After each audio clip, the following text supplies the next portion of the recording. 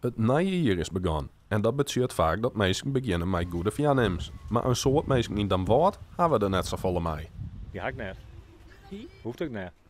Waarom moet het net? Nou, ik rook net, ik drink net, dus dat hoeft net. Je bent ook gezongen nou. Ja, vind ik wel.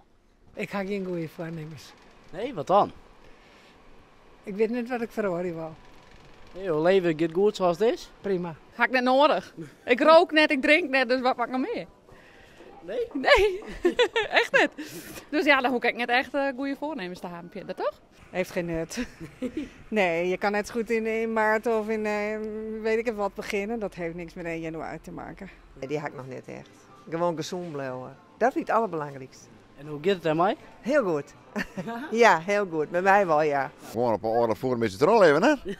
Ja, dan is er niks van aan. Ah, wel? Nee, wat hebben we nog goede voornemens voor de komende jaar? Nee, gewoon leven zouden we nog beginnen, jongen. Dat is eerder een enkeling die er wel wat mee had. Alle goede voornemens hebben we alweer uitsprutsen. Ja, want wat ben je ook goede voornemens? Nou, net meer drinken, net meer roken, hele rennen. Nou, is net best? Ja, want dit jaar erbij, dacht ik. Ja, alle weken 3 keer. Mooi net? En je hoort goed vol? Dat is alle brengen niet.